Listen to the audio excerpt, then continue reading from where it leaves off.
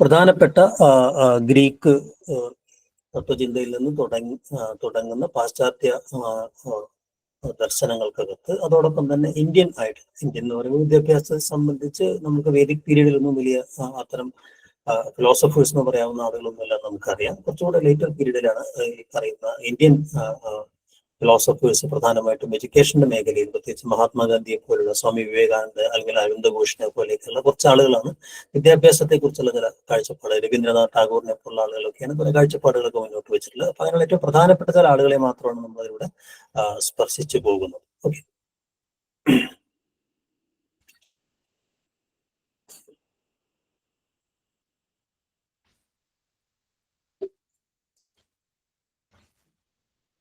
Okay, അപ്പോ പാശ്ചാത്യ ലോകത്തും അതുപോലെ പൗരസ്ത്യ ലോകത്തും വളരെ പ്രധാനികളായിട്ടുള്ള എഡ്യൂക്കേഷണൽ ഫിലോസഫേഴ്സ് ആരൊക്കെയാണ് എന്നുള്ളതാണ് നമ്മളൊന്ന് പരിഷ്കരിക്കാൻ പോകുന്നത്. ഇതിനകത്ത് നമുക്കറിയാവുന്നതുപോലെ ഗ്രീക്ക് ചിന്തയിലെ ഏറ്റവും പ്രധാനിയായിട്ടുള്ള സോക്രട്ടീസിൽ നിന്നാണ് ഇത് തുടങ്ങുന്നത് നമുക്കറിയാം. സോക്രട്ടീസ് ആണ് ഇതിനകത്ത് ഒരു വിദ്യാഭ്യാസത്തെ സംബന്ധിച്ച് അദ്ദേഹം ഒരു എഡ്യൂക്കേറ്റർ അല്ലെങ്കിൽ ആ ഒരു മേഖലയിൽ ഒരു എഡ്യൂക്കേഷണലിസ്റ്റ് എന്നുള്ള ഒരു രീതിയിലോ അല്ലെങ്കിൽ അങ്ങനത്തെ വലിയ ഒരു രീതിയിലായിരുന്നില്ല. പക്ഷെ സോക്രട്ടീസിൽ നിന്ന് തുടങ്ങുന്ന ഒരു സവിശേഷമായിട്ടുള്ള ബോധന രീതി ശാസ്ത്രവും അതോടൊപ്പം തന്നെ അദ്ദേഹത്തെ സത്യത്തെ സംബന്ധിച്ച് അല്ലെങ്കിൽ ജ്ഞാനത്തെ സംബന്ധിച്ചൊക്കെയുള്ള അദ്ദേഹത്തിന്റെ കാഴ്ചപ്പാടുകളും ഒക്കെ പിന്നീടുള്ള വെസ്റ്റേൺ ഫിലോസഫിയെ മുഴുവൻ സ്വാധീനിച്ചിട്ടുള്ള ഒന്നാണ് നമുക്കറിയാം.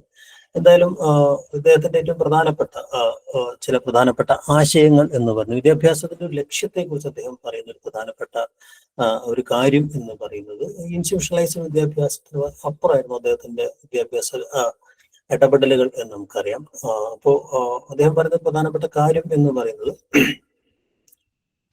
ഈ ജ്ഞാനം ആർജിക്കുന്നതുമായി ബന്ധപ്പെട്ട് യഥാർത്ഥ ജ്ഞാനത്തിൽ എത്തുന്നതിന് വേണ്ടിയിട്ടുള്ള നമ്മുടെ സംശയങ്ങൾ അല്ലെങ്കിൽ നമുക്ക് ഈ പറയുന്ന കൺസെപ്ച്വൽ ആയിട്ടുള്ള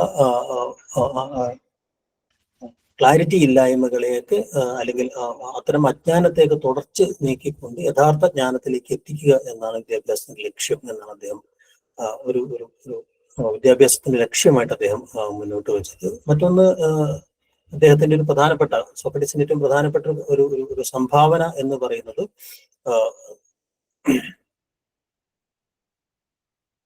സോക്രട്ടിക് മെത്തേഡ് എന്ന് പിന്നീട് ചെറിയൊരു ഡയലോഗിക് മെത്തേഡ് എന്നോ അല്ലെങ്കിൽ ക്വസ്റ്റ്യനിങ് പ്രാക്ടീസ് എന്നൊക്കെ നമ്മൾ പറയുന്ന സവിശേഷമായൊരു ബോധന തന്ത്രമാണ് സോക്രട്ടീസിൻ്റെത്. അപ്പൊ ഡയലോഗുകൾ എന്ന് പറയുന്ന രീതിയിൽ ഒരുതരം സ്കെപ്റ്റിക്കൽ എൻക്വയറി എന്ന് പറയുന്ന ചോദ്യോത്തരങ്ങൾ ചോദിച്ചുകൊണ്ട് ചോദ്യങ്ങൾ പരസ്പരം ഗുരുവും ശിഷ്യനും തമ്മിൽ ഇങ്ങനെ ചോദ്യങ്ങൾ ചോദിച്ചുകൊണ്ടും ഉത്തരങ്ങൾ പറഞ്ഞുകൊണ്ടുമുള്ള ഒരുതരം ഇൻഡക്റ്റീവ് റീസണിങ്ങിന്റെ ഒരു രീതിയാണ് അദ്ദേഹത്തിന്റെ മെത്തേഡ് എന്ന് പറയുന്നത്. അപ്പൊ ആ ഒരു പ്രധാനപ്പെട്ട അദ്ദേഹത്തിന്റെ ടീച്ചിങ് മെത്തേഡ് അതായിരുന്നു. അതുപോലെ തന്നെ കരിക്കുലത്തെ കുറിച്ച് ആണെങ്കിൽ അദ്ദേഹം അങ്ങനെ ഒരു പ്രകൃതിയെ അല്ലെങ്കിൽ പ്രപഞ്ചത്തെ അറിയുക എന്ന് പറയുന്ന ഒരു വലിയൊരു ക്യാൻവാസിലാണ് നമ്മളൊരു പൊതുവായ ഒരു പ്രാപഞ്ചിക ജ്ഞാനം എന്ന് പറയുന്ന ഒരു കരിക്കുലം സങ്കല്പമാണ് അദ്ദേഹത്തെ ഉണ്ടായിരുന്നത്. ഞാൻ നേരത്തെ പറഞ്ഞ പോലെ അദ്ദേഹം ഒരു ഫോർമൽ ടീച്ചർ ഒന്നും ആയിരുന്നില്ല. സെൽഫ് ഡിസിപ്ലിൻ എന്ന് പറയുന്ന ഒരു രീതിയാണ് അദ്ദേഹത്തിന് ഉണ്ടായിരുന്നത്.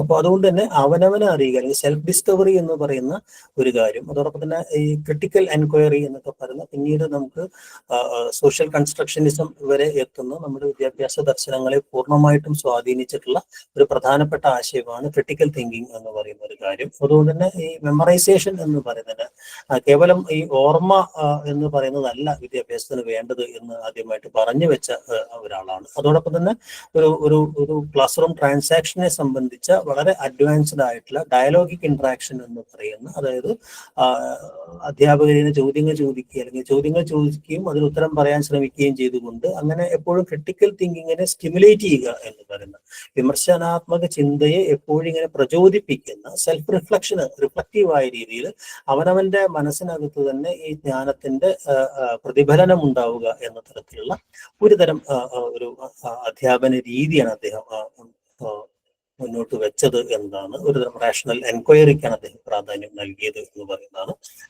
സോക്രട്ടീസുമായി ബന്ധപ്പെട്ട പ്രധാനപ്പെട്ട വിദ്യാഭ്യാസവുമായി ബന്ധപ്പെട്ട അദ്ദേഹത്തിന്റെ പ്രധാനപ്പെട്ട കാഴ്ചപ്പാടുകൾ എന്ന് പറയാം. ഓക്കെ, സോക്രട്ടീസുമായി ബന്ധപ്പെട്ട ഒന്ന് രണ്ട് ചോദ്യങ്ങൾ കൂടെ നമുക്ക് നോക്കാം. അപ്പൊ അർത്ഥത്തിൽ ഒരു പക്ഷേ സോക്രട്ടീസിന്റെ ഒരു സോക്രട്ടിക് മെത്തേഡ് എന്ന് പറയുന്നത് ഒരു ലെക്ചർ മെത്തേഡ് ആയിരുന്നില്ല എന്ന് നമുക്ക് ഇൻസ്ട്രക്ഷണലിസത്തിന്റെ ഒരു രീതി ആയിരുന്നില്ല. അത് കുറെ കൂടെ സ്റ്റുഡന്റ് സെന്റേഡ് ആയിട്ടുള്ള ഒരു മെത്തേഡാണ് എന്ന് നമുക്ക് പറയാം. എൻക്വയറി ബേസ്ഡ് ആയ ഒരു മെത്തേഡ് എന്ന് പറയാം. അത് ഒരുതരം ക്രിട്ടിക്കൽ മെമ്മറൈസേഷന് പകരം ക്രിട്ടിക്കൽ തിങ്കിങ്ങിന് പ്രാധാന്യം നൽകി എന്ന് പറയാം. അപ്പൊ അവിടെ ടീച്ചർ സ്വാഭാവികമായിട്ട് ഒരു ഫെസിലിറ്റേറ്ററുടെ റോളിലാണ്, നോട്ട് ആസ് എ ലെക്ചറർ, ഒരു ലെക്ചറായിട്ടല്ല പലപ്പോഴും വരിക. എപ്പോഴും ഇങ്ങനെ ഈ പഠിതാവിന് ഈ ലേണർക്ക് എപ്പോഴും ഇങ്ങനെ ചോദ്യങ്ങൾ ചോദിക്കാനുള്ള ത്വരയുണ്ടാക്കുക എന്ന രീതിയിലാണ് എപ്പോഴും ഈ പറയുന്ന എഡ്യൂക്കേറ്റർ പെരുമാറുക. തുടങ്ങിയ ആശയങ്ങളൊക്കെ നമ്മുടെ മനസ്സിലുണ്ടാവണം. ഇപ്പോൾ ഉള്ള ചോദ്യങ്ങളൊന്നും ഡയറക്റ്റ് ചോദ്യങ്ങളല്ല എന്ന് നമുക്കറിയാം, കുറച്ചുകൂടെ അനലിറ്റിക്കൽ ചോദ്യങ്ങളായിരിക്കും. അപ്പോൾ അതുകൊണ്ട് തന്നെ പുതിയ മെത്തഡോളജി വെച്ചുകൊണ്ട്, അല്ലെങ്കിൽ ഈ പറയുന്ന വിദ്യാഭ്യാസത്തിന്റെ ഇത്തരം ചില കോൺസെപ്റ്റുകൾ വെച്ചുകൊണ്ട് അതിനകത്ത് ഈ സോക്രട്ടിക് മെത്തേഡിൽ ഉൾപ്പെടാത്തത് എന്ത്, അല്ലെങ്കിൽ ഉൾപ്പെടുന്നത് എന്ത് തുടങ്ങിയ ചില ചോദ്യങ്ങൾ വരാനുള്ള സാധ്യതയുണ്ട്. അപ്പൊ അത്തരം കാര്യങ്ങളൊക്കെ സോക്രട്ടീസ് പറഞ്ഞ കാര്യങ്ങളല്ല, അതിനെ നമ്മൾ കുറച്ചുകൂടെ എക്സ്റ്റെൻഡ് ചെയ്തുകൊണ്ട് എങ്ങനെയാണ് ഈ പറയുന്ന പുതിയ ഈ റിഫ്ലക്റ്റീവ് പ്രാക്ടീസസ് പോലെയുള്ള, അല്ലെങ്കിൽ പുതിയ തരം മെത്തഡോളജികൾ, അല്ലെങ്കിൽ പുതിയ തരം പെഡഗോജികളൊക്കെ നമ്മൾ പറയുന്ന കൺസ്ട്രക്റ്റീവ് പെഡഗോജിയെ കുറിച്ചാണ് പറയേണ്ടത്. അപ്പൊ അങ്ങനെയുള്ള പെഡഗോജികളെയൊക്കെ കണക്ട് ചെയ്തുകൊണ്ടുള്ള ചോദ്യങ്ങൾ വരുമ്പോൾ സോക്രട്ടീസിന് ആ രീതിയിൽ മനസ്സിലാക്കണം എന്നുള്ളതാണ് ഓർക്കേണ്ട ഒരു കാര്യം. അതായത് സോക്രട്ടീസുമായി ബന്ധപ്പെട്ട ചോദ്യങ്ങൾ എന്ന് പറഞ്ഞാൽ സോക്രട്ടീസിനെ കുറച്ചുകൂടെ ആഴത്തിൽ മനസ്സിലാക്കാൻ, അല്ലെങ്കിൽ അദ്ദേഹത്തിന്റെ വിദ്യാഭ്യാസ ദർശനത്തെ മനസ്സിലാക്കാൻ വേണ്ടിയിട്ടുള്ള ചില ചോദ്യങ്ങൾ എന്നുള്ള അർത്ഥത്തിലാണ്. ഡീറ്റെയിൽ ആയ ചോദ്യങ്ങൾ നമ്മൾ നിങ്ങളുടെ LMS-നകത്ത് ഉണ്ടായിരിക്കും. ഒരു ചോദ്യം ഇതാണ്: what is the primary aim of Socratic education എന്ന് പറയുന്നതാണ് ചോദ്യം. 4 ഓപ്ഷൻസ് ഉണ്ട്. എന്താണ് വിദ്യാഭ്യാസത്തിന്റെ പ്രാഥമികമായ ഒരു ലക്ഷ്യമായിട്ട് സോക്രട്ടീസ് മുന്നോട്ട് കണ്ടത് എന്നാണ്? Imparting factual knowledge, training in practical skills, guiding individuals to true knowledge through self enquiry, memorising religious text. ABCD എന്നുള്ള ഓപ്ഷൻ ഉണ്ട്. നിങ്ങൾക്ക് ഇപ്പൊ തന്നെ അതിന്റെ ഉത്തരങ്ങൾ ആലോചിച്ച് വളരെ പെട്ടെന്ന് തന്നെ നമുക്ക് പറയാൻ കഴിയാവുന്ന കാര്യങ്ങളാണ്. ആരെങ്കിലും ഒന്ന് കമന്റ് ചെയ്ത് കഴിഞ്ഞാൽ നമുക്ക് അതിന്റെ ഉത്തരങ്ങളിലേക്ക് നമുക്ക് പോവുകയും ചെയ്യാം. ഓക്കെ, ഈ 4 ഓപ്ഷനകത്ത് ഫാക്ച്വൽ നോളജ് ആണോ, പ്രാക്ടിക്കൽ സ്കിൽസിനെ സംബന്ധിച്ചാണോ, അതോ guiding individuals to true knowledge through self enquiry, അതാണ് അതിന്റെ ശരിയായ ഉത്തരം എന്ന് നമ്മൾ നേരത്തെ പറഞ്ഞു കഴിഞ്ഞു.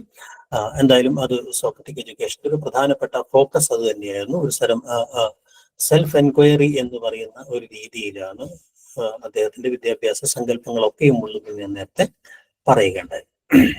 മറ്റൊരു ചോദ്യം സോക്രട്ടീസുമായി ബന്ധപ്പെട്ട് നമുക്ക് വേണമെങ്കിൽ വരാവുന്ന ഒരു ചോദ്യം: which of the following is not a method advocated by Socrates എന്നുള്ളതാണ്. അദ്ദേഹം പലതരം ടീച്ചിങ് മെത്തേഡിനെ കുറിച്ച് സൂചിപ്പിക്കേണ്ടായി. അതിനകത്ത് നമുക്ക് സോക്രട്ടീസുമായിട്ട് റിലേറ്റ് ചെയ്യാൻ പറ്റാത്ത മെത്തേഡ് എന്താണ്? Dialogue and discourse, rote memorisation, inductive reasoning, question answering method. ABCD അല്ലെ, ഏതാണ് ഓപ്ഷൻ എന്ന് ഒന്ന് നമുക്ക് ഒന്ന് ആലോചിച്ചാൽ വളരെ ഈസി ആയിട്ട് കിട്ടും. നമ്മളിത് നേരത്തെ പറഞ്ഞ ഒരു കാര്യം തന്നെയാണ്. അല്ലെ, കേവലം ഈ ഓർമ്മ ഉണ്ടാവില്ല. റോട്ട് മെമ്മറൈസേഷൻ എന്ന് പറയുന്നത് സോക്രട്ടിക് മെത്തേഡിൽ വരുന്ന ഒരു കാര്യമല്ല. അതെപ്പോഴും ഡയലോഗിക്കായ രീതിയാണ് എന്നുള്ളത് നമ്മൾ നേരത്തെ പറയണ്ടായി. ഒരു ചോദ്യം കൂടെ നമുക്ക് സോക്രട്ടീസുമായി ബന്ധപ്പെട്ട് നമുക്കൊന്ന് നോക്കാം. According to Socrates, what is the starting point for genuine learning എന്ന് പറയുന്ന ഒരു ജെനുവിൻ ലേണിംഗിന്റെ ഒരു ആരംഭ ബിന്ദു ഏതാണ് എന്നുള്ളതാണ് ചോദ്യം. അതായത് എന്താണ് ഒരു വിദ്യാഭ്യാസത്തിന്റെ ആവശ്യകത, അല്ലെങ്കിൽ എപ്പോഴാണ് നമുക്ക് ഈ ജ്ഞാനാന്വേഷണം ഉണ്ടാകുന്നത് എന്നതുമായി ബന്ധപ്പെട്ട്, അല്ലെങ്കിൽ എപ്പോഴാണ് ഈ ഒരു സ്റ്റാർട്ടിംഗ് പോയിന്റ് എന്ന് പറയുന്നത് ഒരു കാര്യമാണ്.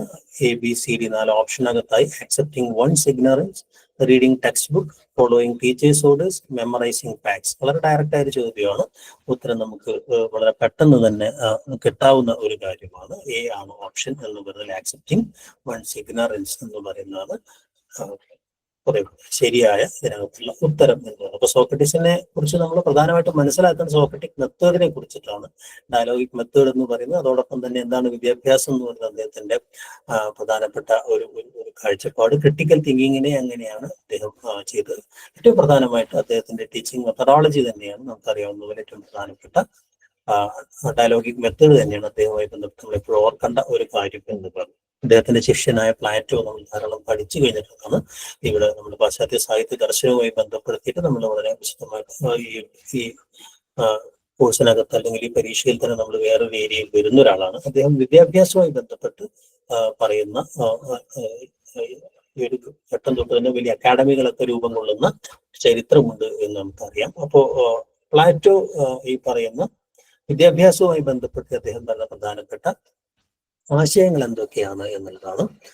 നമുക്കറിയാവുന്ന പോലെ റിപ്പബ്ലിക് എന്ന് പറയുന്ന ഒരു പ്രധാനപ്പെട്ട ഒരു സങ്കല്പനം അദ്ദേഹത്തിനുണ്ടായിരുന്നു. അത്തരം ഒരു വലിയ സ്റ്റേറ്റിനെ സംബന്ധിച്ച് ആ സങ്കല്പനത്തിനകത്ത് അങ്ങനത്തെ ഒരു ഐഡിയൽ സ്റ്റേറ്റ് ആയിരുന്നു. ആ ഐഡിയൽ സ്റ്റേറ്റിനകത്ത് എന്താണ് വേണ്ടത് എന്നുള്ള വളരെ സ്റ്റേറ്റ് ഓറിയന്റഡ് ആയിട്ടുള്ള കാഴ്ചപ്പാടുകൾ അദ്ദേഹത്തിന് എല്ലാ മേഖലയിലും ഉണ്ടായിരുന്നു. സ്റ്റേറ്റിനെ അദ്ദേഹം ഒരു പ്രൈം പവറായിട്ട് അദ്ദേഹം എപ്പോഴും മുന്നോട്ട് വെച്ചു. അപ്പോൾ വിദ്യാഭ്യാസവുമായി ബന്ധപ്പെട്ട അദ്ദേഹത്തിന്റെ എല്ലാ കാര്യങ്ങളും അങ്ങനെ സ്റ്റേറ്റ് ഓറിയന്റഡ് ആയിട്ടുള്ള കാര്യമാണ് എന്ന് അറിയാം. അപ്പൊ മിക്കവാറും അത് ഈ സ്റ്റേറ്റും ഇൻഡിവിജ്വലും തമ്മിലുള്ള സംഘർഷങ്ങൾ അല്ലെ, ഈ പറയുന്ന ഗ്രീക്ക് ദുരന്ത നാടകങ്ങളുടെ ഒരു പ്രധാനപ്പെട്ട പ്രമേയം അതാണെന്ന് പറയും. അപ്പൊ അതെങ്ങനെയാണ് അത്തരം സംഘർഷങ്ങൾ ലഘൂകരിക്കുകയും അല്ലെങ്കിൽ സ്റ്റേറ്റുമായിട്ട് എങ്ങനെയാണ് സാമ്യം അല്ലെങ്കിൽ എങ്ങനെയാണ് ഐക്യപ്പെടുകയും ചെയ്യുക, അതിനെങ്ങനെയാണ് വിദ്യാഭ്യാസം എന്ന് പറയുന്ന അത് അർത്ഥത്തിൽ ഒരേ സമയം അത് വ്യക്തിയുടെ പുരോഗതിയും സ്റ്റേറ്റിന്റെ പുരോഗതിയും ലക്ഷ്യം വെക്കുന്ന രീതിയിൽ അത്തരം ഒരു സമന്വയം സാധ്യമാക്കുന്ന ഒന്നായിരിക്കണം വിദ്യാഭ്യാസം എന്ന് അദ്ദേഹം പറയുന്നുണ്ട്. അതോടൊപ്പം തന്നെ അദ്ദേഹം ഫാമിലി ബേസ്ഡ് എഡ്യൂക്കേഷൻ എതിരായിരുന്നു എന്ന് നമുക്കറിയാം. കുടുംബങ്ങളിൽ അല്ലെങ്കിൽ ഒരു പഴയതരം വിദ്യാഭ്യാസ രീതിയിൽ നിന്ന് അദ്ദേഹം എതിരായിരുന്നു. അതിനു പകരം സ്റ്റേറ്റ് കൺട്രോൾഡ് ആയിട്ടുള്ള ഭരണകൂടം നിയന്ത്രിക്കുന്ന വിദ്യാഭ്യാസ രീതിയാണ് ഉണ്ടാകേണ്ടത് എന്നും അത് ഈ പറഞ്ഞ രാജ്യസ്നേഹമോ അല്ലെങ്കിൽ ഈ ജ്ഞാനം അല്ലെങ്കിൽ വിസ്ഡം അല്ലെ ഇങ്ങനെയൊക്കെയുള്ള യഥാർത്ഥ ജ്ഞാനത്തെ പരിപോഷിപ്പിക്കുന്ന അല്ലെങ്കിൽ അങ്ങനെയുള്ള ഈ വെർച്യൂസ് വലിയ മൂല്യങ്ങളെ സ്റ്റേറ്റ് മുന്നോട്ട് വയ്ക്കുന്ന മൂല്യങ്ങളെ നർച്ചർ ചെയ്യുന്ന തരം വിദ്യാഭ്യാസമാണ് ഉണ്ടാകേണ്ടത് എന്നതാണ് അദ്ദേഹത്തിന്റെ പ്രിൻസിപ്പിൾസ് ഓഫ് എഡ്യൂക്കേഷൻ എന്ന് അദ്ദേഹം പറയുന്നത്. അതോടൊപ്പം തന്നെ അദ്ദേഹം വിദ്യാഭ്യാസത്തെ കുറിച്ച് അദ്ദേഹം പലതരം ഈ പറയുന്ന വിദ്യാഭ്യാസം പല സെക്ടേഴ്സിൽ പലതരം വിദ്യാഭ്യാസം നൽകേണ്ടതുണ്ട് എന്ന് പറയുന്നൊരു ആശയം കൂടെ അദ്ദേഹം പറയുന്നുണ്ട്. പ്രധാനമായിട്ടും ഈ പറയുന്ന പ്രൊഡ്യൂസേഴ്സിന് ഒരു വിദ്യാഭ്യാസം വേണം. ഈ പറയുന്ന റൂളേഴ്സ് അല്ലെങ്കിൽ ഫിലോസഫേഴ്സ്, റിപ്പബ്ലിക്കിന്റെ ഏറ്റവും മുകളിൽ ഈ പറയുന്ന ഫിലോസഫേഴ്സ് ആവണം എന്ന് അദ്ദേഹം പറഞ്ഞിട്ട് നമുക്കറിയാം. അപ്പോ ആ രീതിയിൽ ഒരു ജ്ഞാനം എന്ന് പറയുന്നത് ഒരു റീകലക്ഷൻ ഓഫ് ഐഡിയൽ വേൾഡ്. അദ്ദേഹം ഒരു ആശയലോകത്തെയാണ് വിഭാവന ചെയ്യുന്നത്. ആശയലോകത്തിന്റെ പ്രതിഫലനമായിട്ടൊക്കെയാണ് നമ്മുടെ ഭൗതിക ലോകത്തെ കണ്ടത്. അതുകൊണ്ട് തന്നെ ആശയലോകവുമായിട്ട് കണക്ട് ചെയ്യുന്ന ഒരു വിദ്യാഭ്യാസത്തെ കുറിച്ചാണ് അദ്ദേഹം ഒരുതരം റീഡിസ്കവർ ദ നോളജ് എന്ന് പറയുന്നത്. ഓൾറെഡി ആശയലോകത്ത് അതുണ്ട്, അതിനെ റീഡിസ്കവർ ചെയ്യുക എന്ന് പറയുന്ന ഒരു കാര്യമാണ്. അപ്പൊ അങ്ങനെയുള്ള ഒരു വിദ്യാഭ്യാസം ആകുമ്പോൾ അത് സ്വാഭാവികമായിട്ടും ഈ പറയുന്ന സ്റ്റാൻഡർഡൈസ്ഡ് ആയിട്ടുള്ള ഒരു വിദ്യാഭ്യാസം, അംഗീകരിക്കപ്പെട്ട ഒരു വിദ്യാഭ്യാസം, അതോടൊപ്പം തന്നെ അത് സ്റ്റേറ്റ് ഓൺഡ് ആയിട്ടുള്ള സ്റ്റേറ്റ് കൺട്രോൾഡ് ആയിട്ടുള്ള എന്നുവെച്ചാൽ കുടുംബത്തിൽ നിന്ന് പാരന്റൽ ആയിട്ടുള്ള അല്ലെങ്കിൽ അത്ര ഇൻഫ്ലുവൻസ് ചെയ്തൊക്കെ മാറ്റിക്കൊണ്ട് സ്റ്റേറ്റ് നൽകുന്ന അല്ലെങ്കിൽ അത് ഏതൻസിന്റെ തകർച്ചയിലേക്ക് എത്തിക്കുന്നത് അദ്ദേഹം പറയുന്നുണ്ട്. അപ്പൊ ആ രീതിയിൽ ഉള്ള വിദ്യാഭ്യാസത്തെയാണ് അദ്ദേഹം മുന്നോട്ട് വെച്ചത്. അപ്പൊ അതുകൊണ്ട് തന്നെ അത്തരം വിദ്യാഭ്യാസം എന്ന് പറയുന്നത് ഇപ്പോ രണ്ടുപേരുടെയും വിദ്യാഭ്യാസത്തെ കുറിച്ച്, രണ്ട് ജെൻഡറിന്റെയും വിദ്യാഭ്യാസത്തെ കുറിച്ച് പറയുന്നുണ്ട്. പക്ഷെ അവിടെയൊക്കെയും ഈ ആളുകളുടെ കഴിവുകൾ അനുസരിച്ചിട്ട് അല്ലെങ്കിൽ ഏതൊക്കെ മണ്ഡലങ്ങൾക്കനുസരിച്ചുള്ള വിദ്യാഭ്യാസമാണ് വേണ്ടത് എന്ന് അദ്ദേഹം മുന്നോട്ട് വയ്ക്കുന്നുണ്ട്. ആ അർത്ഥത്തിലാണ് ഈ പറയുന്ന യോദ്ധാക്കൾക്ക് നൽകേണ്ട ഒരു വിദ്യാഭ്യാസവും അല്ലെങ്കിൽ ഈ പറയുന്ന മറ്റ് പ്രൊഡ്യൂസേഴ്സിന് നൽകേണ്ട വിദ്യാഭ്യാസവും അല്ലെങ്കിൽ ഈ പറയുന്ന റൂളേഴ്സിന് നൽകേണ്ട വിദ്യാഭ്യാസവും വേറെ വേറെയാണ് എന്ന് അദ്ദേഹം പറയുന്നുണ്ട്. അപ്പൊ ആ അർത്ഥത്തില് ഈ ഒരു സ്റ്റേറ്റ് ഓറിയന്റഡ് ആയിട്ടുള്ള ഒരു വിദ്യാഭ്യാസ പദ്ധതിയാണ് അദ്ദേഹം പ്രധാനമായിട്ടും മുന്നോട്ട് വെച്ചത്. ഓക്കെ, അപ്പം ഒരു ഫിലോസഫർ കിങ്ങിനെ മുന്നോട്ട് വെച്ചുകൊണ്ട് അവരെ ഫോക്കസ് ചെയ്തുകൊണ്ടുള്ള ഹൈറാർക്കിക്കലായ ഒരു വിദ്യാഭ്യാസ സമ്പ്രദായമാണ് പ്ലാറ്റോയുടെ കാഴ്ചപ്പാടിൽ ഉണ്ടായിരുന്നത്. അതോടൊപ്പം തന്നെ മറ്റൊരു കാര്യം നമുക്ക് പ്ലാറ്റോയെ കുറിച്ച് പറയാവുന്ന ഈ വാല്യൂ അല്ലെങ്കിൽ വാല്യൂ മെറിറ്റ് ഓറിയന്റഡ് ആയിട്ടുള്ള ഒരു വിദ്യാഭ്യാസവും അദ്ദേഹം ലൈഫ് ലോങ് ലേണിംഗ് എന്ന് പറയുന്ന ചില പ്രോസസ്സിനെ സംബന്ധിച്ച് അതിനനുസരിച്ച് ഏജ് അപ്രോപ്രിയേറ്റ് കരിക്കുലത്തെ കുറിച്ച് അദ്ദേഹം പറയുന്നുണ്ട്. ഓരോ ഘട്ടത്തിലും എന്ത് കരിക്കുലമാണ് മുന്നോട്ട് വയ്ക്കേണ്ടത് തുടങ്ങിയ കാര്യങ്ങൾ ഈ കരിക്കുലത്തിൽ റിഫ്ലക്ട് ചെയ്യേണ്ടതുണ്ട് എന്ന് അദ്ദേഹം പറയുന്നുണ്ട്. അങ്ങനെയുള്ള ചില കാര്യങ്ങൾ കൂടെ പ്ലാറ്റോയുമായി ബന്ധപ്പെടുത്തി നമുക്ക് പറയാവുന്നതാണ്. എന്തെങ്കിലും രണ്ട് ചോദ്യങ്ങൾ പ്ലാറ്റോയുമായി ബന്ധപ്പെട്ട് നമുക്ക് നോക്കാം. ഇത് നിങ്ങൾക്ക് കൂടെ അറിയാവുന്ന ചോദ്യങ്ങളാണ്. ഓക്കെ, അപ്പോൾ വിദ്യാഭ്യാസത്തിന്റെ റെസ്പോൺസിബിലിറ്റി ആർക്കായിരിക്കണം എന്നത് നമ്മളിപ്പോ ഒരു ഉത്തരം പറഞ്ഞു കഴിഞ്ഞതാണ് അല്ലെ. അത് ഈ പറഞ്ഞ പള്ളിയോ അല്ലെങ്കിൽ സ്റ്റേറ്റോ അല്ലെങ്കിൽ മറ്റ് സ്വകാര്യ സംരംഭകരോ അല്ലെങ്കിൽ കുടുംബമോ അല്ല, അത് സ്റ്റേറ്റിനാണ് അതിന്റെ ഈ മറ്റേ വിദ്യാഭ്യാസത്തിന്റെ ചുമതല സ്റ്റേറ്റിനാണ് എന്നാണ് അദ്ദേഹം പറഞ്ഞു വെച്ചത്. മറ്റൊന്ന്, ഈ വിദ്യാഭ്യാസത്തിന്റെ ലക്ഷ്യത്തെ സംബന്ധിച്ച ഒരു ചോദ്യമാണ്. What is the main purpose of education in Plato's philosophy എന്ന് പറയുന്നത്. പ്ലാറ്റോയുടെ ദർശനത്തിനകത്ത് വിദ്യാഭ്യാസത്തിന്റെ പ്രധാനപ്പെട്ട ലക്ഷ്യം എന്ന് പറയുന്നത് തൊഴിൽ നൈപുണ്യം ഉണ്ടാക്കുക, അല്ലെങ്കിൽ രണ്ടാമത്തെ option to solve social and individual problems and create ideal citizens, to teach religious doctrine, to promote family values. അല്ലെ, നമുക്ക് വളരെ എളുപ്പത്തിൽ തന്നെ ഉത്തരത്തിലേക്ക് എത്താൻ പറ്റും. നമ്മൾ നേരത്തെ ഡിസ്കസ് ചെയ്ത് കഴിഞ്ഞൊരു കാര്യമാണ്. ആൻസർ ബി ആണ്, to solve social and individual problems and create ideal citizens. ഇതായിരുന്നു അദ്ദേഹത്തിന്റെ വിദ്യാഭ്യാസത്തിന്റെ പ്രധാനപ്പെട്ട ഉന്നം എന്ന് പറയുന്നത്. ഓക്കെ, ഏറ്റവും ഉന്നതമായ വിദ്യാഭ്യാസം ആർക്കാണ് നൽകേണ്ടത്? അദ്ദേഹം ഓരോ സെക്ടേഴ്സിനും വേറെ തരം വിദ്യാഭ്യാസം വേണമെന്ന് വാദിച്ചയാളാണ് എന്നറിയാം അല്ലെ. അത് പ്രൊഡ്യൂസേഴ്സിനായിരുന്നു, വാരിയേഴ്സിനായിരുന്നു, റൂളേഴ്സിനായിരുന്നു, മർച്ചൻസിനായിരുന്നു എന്നുള്ളതാണ് ചോദ്യം. ഉത്തരം നമ്മൾ നേരത്തെ തന്നെ ഡിസ്കസ് ചെയ്ത് കഴിഞ്ഞതാണ് അല്ലെ. കാരണം അദ്ദേഹത്തിന്റെ കാഴ്ചപ്പാടിൽ റിപ്പബ്ലിക്കിന്റെ ഒക്കെ ഒരു ഫിലോസഫർ കിങ്ങിനെ കുറിച്ചിട്ടാണ് അദ്ദേഹം പ്രധാനമായും ഒരു ആചാര്യ പദവിയിലേക്ക് അല്ലെങ്കിൽ ഉന്നതമായ ഏറ്റവും വലിയ പദവിയിലേക്ക് തത്വചിന്തകനെ സ്ഥാപിക്കുകയാണ് പ്ലാറ്റോ ചെയ്യുന്നത് എന്ന് നമുക്കറിയാം. അതുകൊണ്ട് ഏറ്റവും ഉയർന്ന ഹയസ്റ്റ് എഡ്യൂക്കേഷൻ ഈ പറയുന്ന ഫിലോസഫർ കിങ്ങിനാണ് നൽകേണ്ടത് എന്നായിരുന്നു അദ്ദേഹത്തിന്റെ കാഴ്ചപ്പാട്. ഓക്കെ, ക്വിമിനസ് നിങ്ങൾക്ക് അറിയാവുന്ന ഒരു വിദ്യാഭ്യാസ ചിന്തകനാണ്. വിദ്യാഭ്യാസത്തെ സംബന്ധിച്ചിട്ടുള്ള ചില പുതിയ മെത്തഡോളജികളൊക്കെ മുന്നോട്ട് വെച്ചിട്ടുള്ള ഒരു ആളാണ് അദ്ദേഹം. അദ്ദേഹവുമായി ബന്ധപ്പെട്ട ഒന്ന് രണ്ട് പ്രധാനപ്പെട്ട ചില പോയിന്റ്സ്, പ്രത്യേകിച്ച് മോറൽ എഡ്യൂക്കേഷനെ സംബന്ധിച്ച് അദ്ദേഹത്തിന്റെ കാര്യം, അതോടൊപ്പം തന്നെ ഈ പറയുന്ന ലൈഫ് സ്കില്ലുകൾ ഉണ്ടാക്കാനുള്ള വിദ്യാഭ്യാസം തുടങ്ങിയ ചില ആശയങ്ങൾ അദ്ദേഹത്തിൻ്റെതായിട്ടുണ്ട്. അദ്ദേഹത്തിന്റെ ചില ആശയങ്ങളിലേക്ക് നമുക്ക് പോവാം. നോളജ് ഫോർ ലിവിങ് എന്ന് പറയുന്നത്, moral development, devotion to god എന്ന് പറഞ്ഞ, ഡിവോഷൻ ടു ഗോഡ് എന്ന് പറയുന്നത് പിന്നെ ഇടക്കാലത്ത് ഈ മധ്യകാലഘട്ടങ്ങളിലൊക്കെ വിദ്യാഭ്യാസത്തിന്റെ ഒരു ലക്ഷ്യമായിട്ട് വരുന്നുണ്ട്. ആദ്യ ഗ്രീക്ക് ചിന്തയിലൊന്നും അത്തരമൊരു ആശയം ഉണ്ടാവുന്നില്ല. ഒരു മിഡീവൽ പീരീഡിലാണ് ഈ പറയുന്ന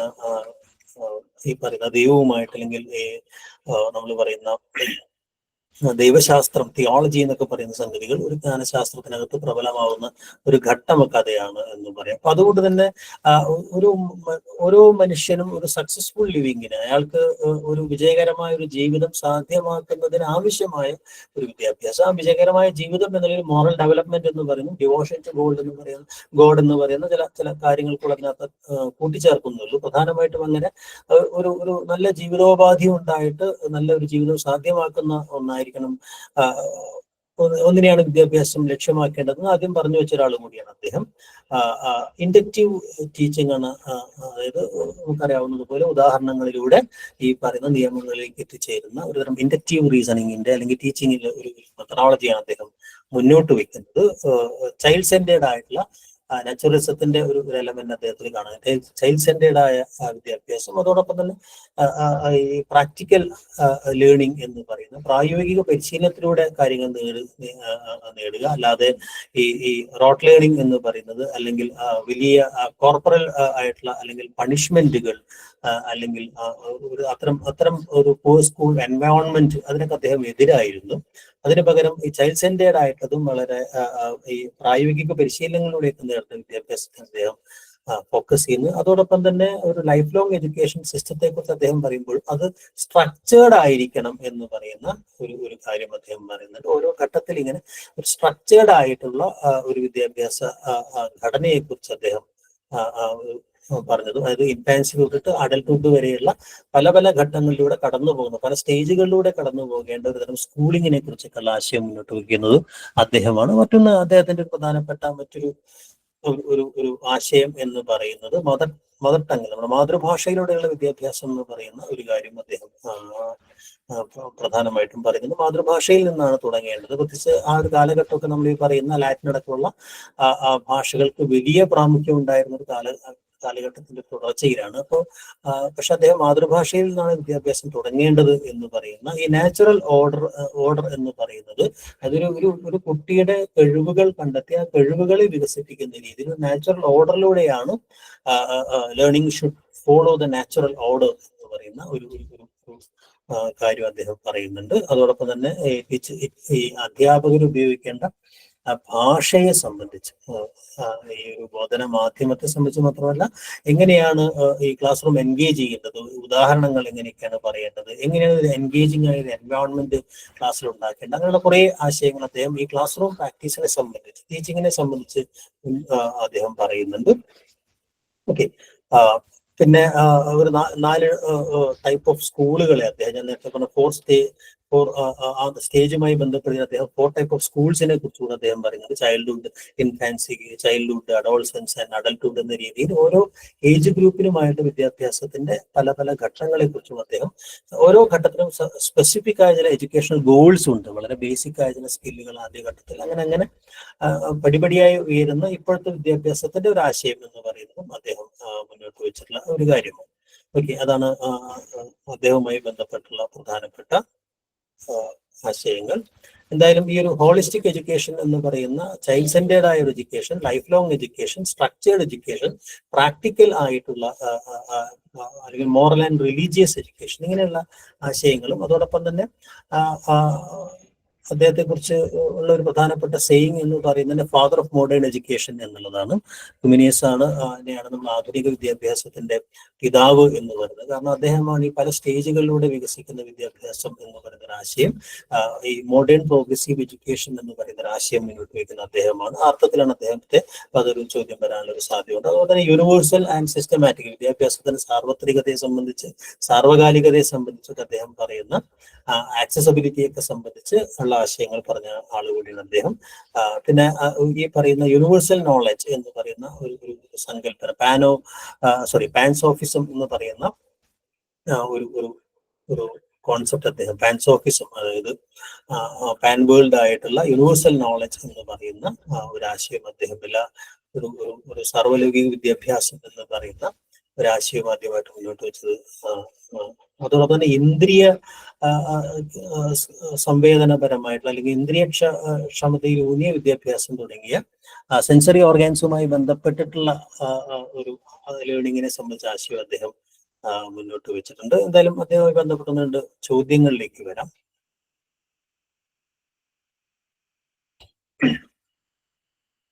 പറഞ്ഞ കാര്യങ്ങളൊക്കെ തന്നെയാണ് ചോദ്യങ്ങളായിട്ട് വന്നിരിക്കുന്നത്. What is not an aim of education according to humanists എന്നുള്ളതാണ്, അല്ലെ. Successful living, moral development, devotion of God, military training എന്നുള്ളതാണ്. വളരെ എളുപ്പം തന്നെ നമുക്ക് അതിന്റെ ആൻസറിലേക്ക് എത്താൻ കഴിയും. മിലിറ്ററി ട്രെയിനിങ് എന്നുള്ളതാണ്. ബാക്കിയെല്ലാം അദ്ദേഹം പറഞ്ഞ കാര്യങ്ങളാണ്. അടുത്ത ചോദ്യം എന്ന് പറയുന്നത് which teaching method did humanists advocate എന്ന് പറയുന്നതാണ്. അത് നിങ്ങൾക്ക് പെട്ടെന്ന് തന്നെ എത്താൻ കഴിയാവുന്ന ആൻസർ ബി ആണ്, ഇൻഡക്റ്റീവ് മെത്തേഡാണ്. മറ്റു മെത്തേഡുകൾക്ക് അദ്ദേഹം ഒരുതരം ഓട്ടോക്രാറ്റിക് ആയിട്ടുള്ള മെത്തേഡുകളൊന്നും ബാക്കിയല്ല. ആ മെത്തേഡുകൾക്കെല്ലാം അദ്ദേഹം എതിരായിരുന്നു. ചൈൽഡ് സെന്റേർഡ് എഡ്യൂക്കേഷന്റെ ആളായിരുന്നു തുടങ്ങിയ കാര്യങ്ങളൊക്കെ ഓർമ്മയുണ്ടാവണം. ഓക്കെ, ഒരു ചോദ്യമുണ്ട് അദ്ദേഹവുമായി ബന്ധപ്പെടുത്തി, അല്ലെ. ഏത് ഭാഷയാണ് ആദ്യമായിട്ട് പഠിക്കേണ്ടത് എന്നുള്ളതിന് അതിന്റെ ഉത്തരവ് നമ്മൾ നേരത്തെ പറയണ്ടായി. ഈ പറയുന്ന മാതൃഭാഷയിലായിരിക്കണം ഈ പറയുന്ന ആദ്യ വിദ്യാഭ്യാസം എന്ന് പറഞ്ഞു വെച്ച ആള് കൂടിയാണ് അദ്ദേഹം. ഓക്കെ, ഇദ്ദേഹത്തിന് ശേഷമാണ് പിന്നീട് നമുക്ക് ഉണ്ടാവുന്ന നാച്ചുറലിസം എന്ന് പറയുന്ന ഒരു മൂവ്മെന്റ് ഉണ്ടാവുന്നു, അല്ലെങ്കിൽ വിദ്യാഭ്യാസത്തിന്റെ മേഖലയിൽ വലിയ കാഴ്ചപ്പാടുകളിൽ വലിയ മാറ്റം ഉണ്ടാവുന്നു. റൂസോയുടെ കടന്നുവരവ് ഇദ്ദേഹത്തിന് ശേഷമാണ്. റൂസോയുടെ പ്രധാനപ്പെട്ട ചില ആശയങ്ങൾ നമുക്ക് ധാരാളമായിട്ട് പരിചയമുള്ള കാര്യമാണ്. നേരത്തെ പറഞ്ഞ പ്ലാറ്റോയെ കുറിച്ച് പറഞ്ഞതുപോലെ തന്നെ നമ്മൾ വെസ്റ്റേൺ ലിറ്റററി ക്രിറ്റിസിസത്തിനകത്ത് നമ്മൾ കടന്നു വരുന്ന ഒരാൾ കൂടിയാണ് റൂസോ. റൂസോയുടെ പ്രധാനപ്പെട്ട ആശയങ്ങൾ നമുക്കറിയാവുന്ന പോലെ നാച്ചുറലിസം എന്ന് പറയുന്ന ഒരു സവിശേഷമായ സ്കൂളിന്റെ സ്ഥാപകൻ കൂടിയായിരുന്നു അദ്ദേഹം, നമുക്കറിയാം. അതോടൊപ്പം തന്നെ ഈ മനുഷ്യൻ ഇങ്ങനെ സ്വതന്ത്രനായി ജനിക്കുകയും നിയമങ്ങൾ അല്ലെങ്കിൽ സിസ്റ്റം അങ്ങനെ തടവിലാക്കുന്നു തുടങ്ങിയ ചില കാര്യങ്ങൾ, അല്ലെങ്കിൽ പ്രകൃതിവാദം പോലുള്ള ആശയങ്ങളൊക്കെ അദ്ദേഹത്തിന്റെ ദർശനവുമായി ബന്ധപ്പെട്ട കാര്യങ്ങളൊക്കെ അദ്ദേഹത്തിന്റെ വിദ്യാഭ്യാസവുമായി ബന്ധപ്പെട്ട് വലിയ വിദ്യാഭ്യാസ രംഗത്ത് പരീക്ഷണങ്ങളൊക്കെ നടത്തിയ ആളാണ് എന്ന് നമുക്കറിയാം. അപ്പൊ അദ്ദേഹത്തിന്റെ അങ്ങനെയുള്ള ചില സങ്കല്പങ്ങളാണ് വിദ്യാഭ്യാസവുമായി ബന്ധപ്പെട്ട് അദ്ദേഹത്തിന് ഉണ്ടായിരുന്നത്. അതുകൊണ്ട് തന്നെ ഒരു വ്യക്തിയുടെ ഒരു സ്വാഭാവികമായ ശേഷികളുടെ വികാസമായിരിക്കണം വിദ്യാഭ്യാസം എന്ന് പറയുന്ന ഓരോരുത്തരുടെയും ഇന്നർ ആയിട്ടുള്ള ഫാക്കൽറ്റികളുടെ എന്താ പറയുക, അതോടൊപ്പം തന്നെ പ്രകൃതിയുമായിട്ട് സമരസപ്പെടുക അല്ലെങ്കിൽ ഐക്യപ്പെടുക എന്ന് പറയുന്ന ഒരു ആശയം അല്ലെ. അപ്പൊ അങ്ങനെയൊക്കെ ഈ പറയുന്ന പ്രകൃതികളുമായിട്ട് ഭൗതിക ലോകവുമായിട്ടൊക്കെ ഐക്യപ്പെട്ടുകൊണ്ട് ഒരാളുടെ അകത്തുള്ള സ്വാഭാവികമായ കഴിവുകളെ വികസിപ്പിക്കുന്ന ഒന്നായിരിക്കണം. അല്ലാതെ വലിയൊരു കരിക്കുലമോ മറ്റേ സ്കൂളുകളിലൂടെ എല്ലാവരെയും ഒരേപോലെ വാർത്തെടുക്കുന്ന ഒരു വിദ്യാഭ്യാസം, ഒരു യൂണിഫോം എഡ്യൂക്കേഷൻ അദ്ദേഹം എതിരായിരുന്നു. അതിനപ്പുറം അത്തരം സ്കൂളിൽ ഇവരെ സെൽഫ് എഡ്യൂക്കേഷൻ എന്ന് പറയുന്ന പിന്നീട് പലതരത്തിൽ ഈ പറയുന്ന ഡീസ്കൂളിംഗ് പോലുള്ള ചില ആശയങ്ങളൊക്കെ പിൽക്കാലത്തൊക്കെ ഉണ്ടാവുന്നുണ്ട് നമുക്കറിയാം. അപ്പോൾ ആ രീതിയിലൊക്കെ നമുക്ക് പലതരത്തിലും ഈ റൂസോയെ കണക്ട് ചെയ്യാവുന്നതാണ്. അപ്പോൾ ആ സെൽഫ് എഡ്യൂക്കേഷൻ എന്ന് പറയുന്നത്, അതോടൊപ്പം തന്നെ ലേണിംഗ് ബൈ ഡൂയിങ് എന്ന് തോന്നുന്നത് പിന്നീട് അതൊരു സിദ്ധാന്തമായിട്ടൊക്കെ തന്നെ അല്ലെങ്കിൽ പെഡഗോജിയിൽ തന്നെ വരുന്ന ഒരു കാര്യമാണ്. ലേണിംഗ് ബൈ ഡൂയിങ് എന്നൊക്കെ പറയുന്ന അത് കുറച്ചുകൂടെ കഴിഞ്ഞാൽ അത്തരം ആശയങ്ങൾ വരുന്നുണ്ട്. അപ്പൊ അതൊക്കെ മുന്നോട്ട് വെച്ച ഒരാളാണ്. അതോടൊപ്പം തന്നെ ഈ പറയുന്ന എക്സ്പീരിയൻസ് ചെയ്തുകൊണ്ട് അനുഭവിച്ചുകൊണ്ട് അറിയുക എന്ന് പറയുന്ന, അല്ല തീ തൊട്ട് അത് കൊള്ളുന്നതാണ് എന്ന് മനസ്സിലാക്കുക എന്ന് പറയുന്ന ഒരു ആശയം അല്ലെ. ഈ പറയുന്ന മറ്റുള്ളവരുടെ ഇടപെടലുകൾ അല്ലെങ്കിൽ ഈ പറഞ്ഞ ടീച്ചറുടെയോ അല്ലെങ്കിൽ അഡൽട്ടിന്റെ ഇടപെടലുകൾ പരമാവധി കുറഞ്ഞ് ഈ ശിശുവിനെ സ്വതന്ത്രമായി പ്രകൃതിയിലേക്ക് തുറന്നു വിടുക എന്ന് പറഞ്ഞത് അതിന്റെ ഒരു ആശയമായിരുന്നു പറയാം. അതോടൊപ്പം തന്നെ കേവലം ബുദ്ധിയുടെ ഒരു വികാസം മാത്രമല്ല, ഫിസിക്കലായിട്ടുള്ള ഇമോഷണൽ ആയിട്ടുള്ള വൈകാരികമായ എന്താ പറയാ വികാസങ്ങളും പ്രധാനമാണെന്ന് അദ്ദേഹം പറഞ്ഞു. അപ്പൊ അർത്ഥത്തിൽ മനുഷ്യരെല്ലാവരും ഇൻഹറന്റ്ലി ഗുഡ് ആണ് എന്ന് പറയുന്നത്, എല്ലാവരും നല്ലവരാണ് എന്ന് അതുപോലെ അത് സമൂഹമാണ് അവനെ മോശക്കാരനാകുന്നത് എന്ന് പറഞ്ഞാൽ അദ്ദേഹത്തിന്റെ വിദ്യാഭ്യാസത്തെ ദർശനത്തെ പൂർണ്ണമായിട്ടും അദ്ദേഹം വലിയ രീതിയിൽ സ്വാധീനിച്ചിട്ടുണ്ട്. അപ്പൊ അതുകൊണ്ട് തന്നെ സെൽഫ് എക്സ്പീരിയൻസിലൂടെ, എക്സ്പ്ലോറേഷനിലൂടെ അല്ലെങ്കിൽ ഇന്ററാക്ഷൻ വിത്ത് ദ നാച്ചുർ അല്ലെ പ്രകൃതിയുമായിട്ടുള്ള നിരന്തരമായ സംവേദനത്തിലൂടെ സ്വയം വിദ്യാഭ്യാസം നേടുക എന്നതിന് അദ്ദേഹം പൂർണ്ണമായും ഇൻസ്ട്രക്ഷണലിസത്തിനെതിരായിരുന്നു എന്ന് നമുക്കറിയാം.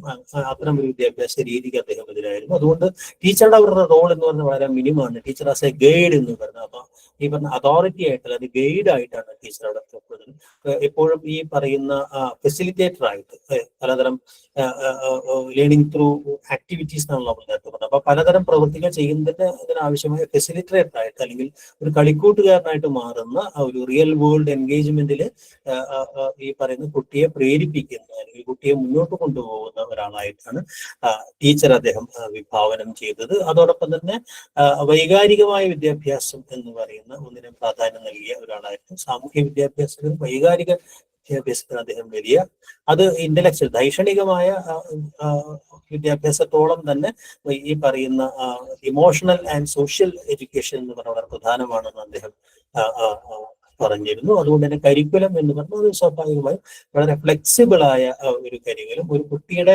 കഴിവുകൾക്കും താല്പര്യങ്ങൾക്കും അനുസരിച്ച് ഇൻഡിവിജ്വൽ ആയിട്ട് ഉണ്ടാകേണ്ട ഒന്നാണ് കരിക്കുലം. അതുകൊണ്ട് ഇൻഡിവിജ്വലിസം എന്ന് പറഞ്ഞ അദ്ദേഹത്തിന്റെ ദർശനത്തിനകത്ത് വളരെ പ്രധാനപ്പെട്ട ഒരു കാര്യമാണ് എന്ന് പറയാം. ഇതാണ് റൂസോയുമായി ബന്ധപ്പെട്ട് ഉള്ള പ്രധാനപ്പെട്ട വിദ്യാഭ്യാസ ആശയങ്ങൾ എന്ന് പറയും.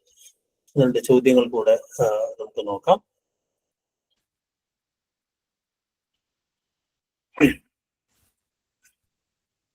What is the main aim of Rousseau's education? Imparting religious doctrine, developing natural abilities and harmony with nature, preparing for military service, memorizing classical texts.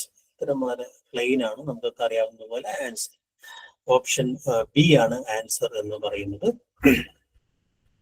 Developing natural abilities and harmony with nature എന്നുള്ളതാണ് അദ്ദേഹത്തിന്റെ എഡ്യൂക്കേഷന്റെ motto തന്നെയായിട്ട് മാറുന്നത്. Okay, negative education എന്ന് പറയുന്നത് Rousseau ഫിലോസഫിയിൽ എങ്ങനെയാണ് reflect ചെയ്യുന്നതാണ്. Teaching through punishment, avoiding adult interference and allowing natural development, focusing on negative behaviours, ignoring emotional development. ഇന്നത്തെ option avoiding adult interference. നമ്മൾ നേരത്തെ പറഞ്ഞു, ഈ പറയുന്നത് വളരെ പ്രകൃതിയുമായിട്ട് നേരിട്ട് ഇടപെട്ടുകൊണ്ട് കുട്ടി സ്വയം ജ്ഞാനം ആർജിക്കുക, കഴിയുന്നിടത്തോളം ഈ പറയുന്ന മറ്റുള്ളവരുടെ ഇടപെടലുകൾ അല്ലെങ്കിൽ ശിക്ഷണങ്ങൾ കുറയ്ക്കുക എന്ന് പറയുന്ന ഒരു കാഴ്ചപ്പാടാണ് അദ്ദേഹത്തിന് ഉണ്ടായിരുന്നത്.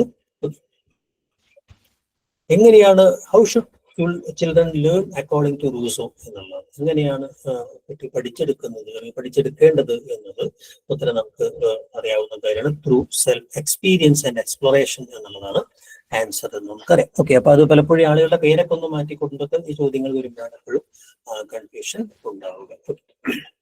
ഒരു ഫിലോസഫറിലേക്ക്, അടുത്തൊരു ഫിലോസഫർ, വെസ്റ്റേൺ ഫിലോസഫറിലേക്ക് കൂടി പോകാം. വളരെ പ്രസിദ്ധനായിട്ടുള്ള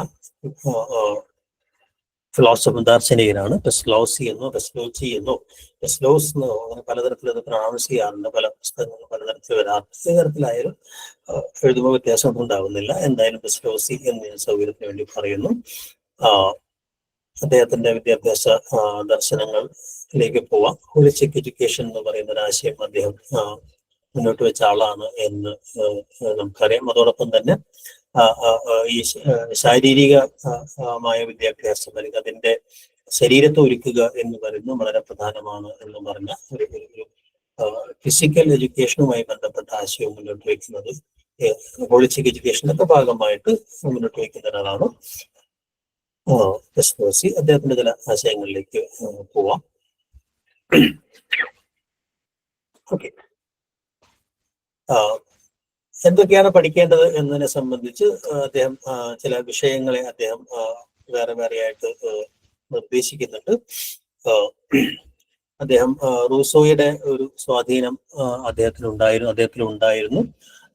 അതോടൊപ്പം തന്നെ റൂസോയിന്റെ ഈ വളരെ എക്സ്പെരിമെന്റൽ ആയിട്ടുള്ള വളരെ സാഹസികമായിട്ടുള്ള പരീക്ഷണങ്ങളെ ഒരു ഒരു ഒരു ആശയ അടിത്തറ മാത്രമല്ല, അതിനൊരു ഒരു ഒരു പ്രായോഗിക അടിത്തറ ഉണ്ടാക്കുക എന്നതുകൂടെ അദ്ദേഹത്തിന്റെ ലക്ഷ്യമായിരുന്നു. അങ്ങനെ ഒരു സയന്റിഫിക് ഗ്രൗണ്ടിങ്, കുറെ കൂടെ സയന്റിഫിക് എഡ്യൂക്കേഷൻ എന്ന് പറയുന്ന അങ്ങനെ ഒരു ഫോക്കസ് അദ്ദേഹം നൽകുന്നുണ്ട്.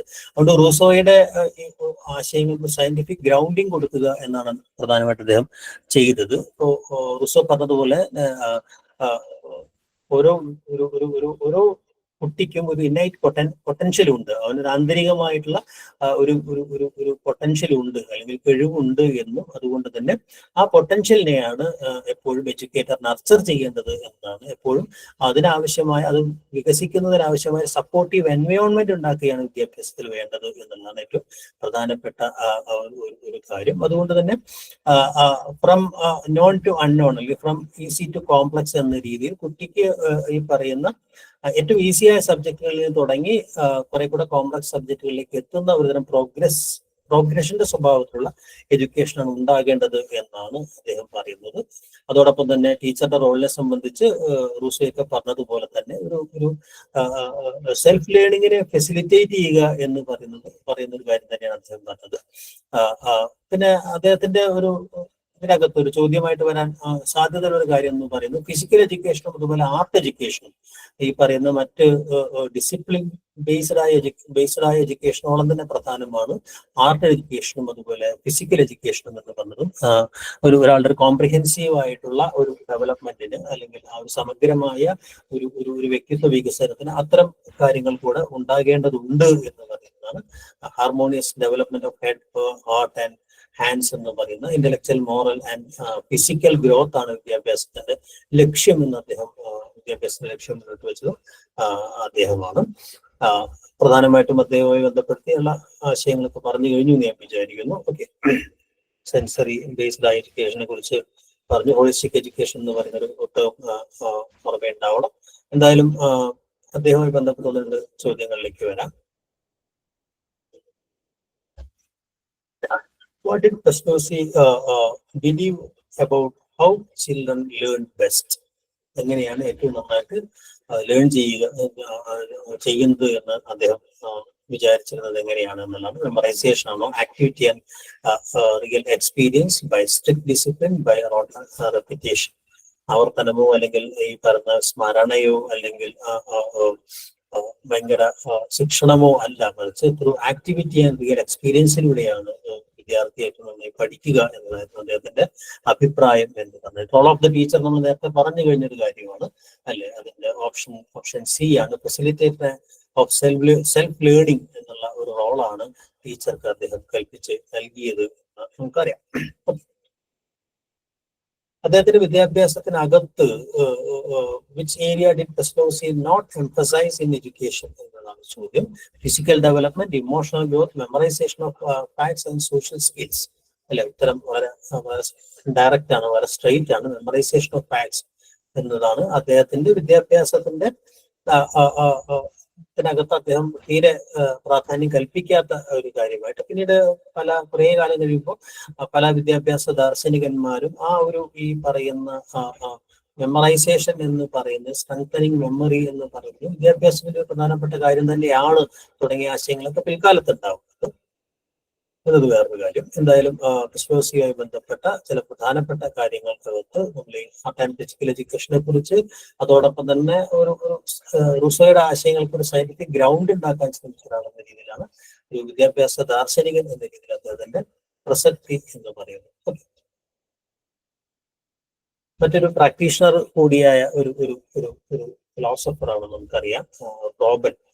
അദ്ദേഹം ഒരു സ്കൂളിങ്ങിന്റെ സവിശേഷമായ ഒരു സ്കൂളിങ്ങിന്റെ വക്താവ് ആയിക്കൊണ്ട് ആണ് അദ്ദേഹത്തിന്റെ വിദ്യാഭ്യാസ ദർശനം മുന്നോട്ട് വന്നത്. ഏറ്റവും ഏർലി എഡ്യൂക്കേഷനെ കുറിച്ചാണ് അദ്ദേഹം പ്രധാനമായിട്ടും ഇത്തരം പ്ലേ സ്കൂൾ പോലുള്ള ആശയങ്ങളൊക്കെ അദ്ദേഹം അവതരിപ്പിക്കുന്നുണ്ടെന്ന് നമുക്കറിയാം. അപ്പൊ അദ്ദേഹത്തിന് ചില വിദ്യാഭ്യാസവുമായി ബന്ധപ്പെട്ട ചില പ്രധാനപ്പെട്ട ആശയങ്ങളിലേക്ക് പോകാം. അല്ലെ, നിങ്ങൾക്കൊക്കെ അറിയാവുന്നതുപോലെ play based education, Kinder Garten എന്ന് പറയുന്ന ഒരു ആശയം, അത്തരം ഒരു ആരാമം എന്ന് പറയുന്നത്, വിദ്യാഭ്യാസം അങ്ങനെ ഒരു പൂന്തോട്ടം ആവുക എന്ന് പറയുന്ന ഒരു ആശയം ആദ്യമായിട്ട് മുന്നോട്ട് വയ്ക്കുകയും ഇന്ന് നമ്മുടെ മിക്കവാറും ലോകത്തെ മിക്ക രാജ്യങ്ങളിലെയും വിദ്യാഭ്യാസ പദ്ധതിക്കകത്ത് ഏറ്റവും പ്രധാനപ്പെട്ട ഒരു പെഡഗോജിയുടെ മേഖലയിൽ ഏറ്റവും പ്രധാനപ്പെട്ട സംഗതിയായിട്ട് സ്കൂൾ സ്ട്രക്ചറിനകത്തിന്റെ ഏറ്റവും പ്രധാനപ്പെട്ട യൂണിറ്റ് ആയിട്ട് മാറിയിട്ടുള്ളത് ഈ പറഞ്ഞ ഫ്രോബലിന്റെ ആശയങ്ങളാണ് എന്ന് നമുക്ക് അറിയാം. ഓക്കെ,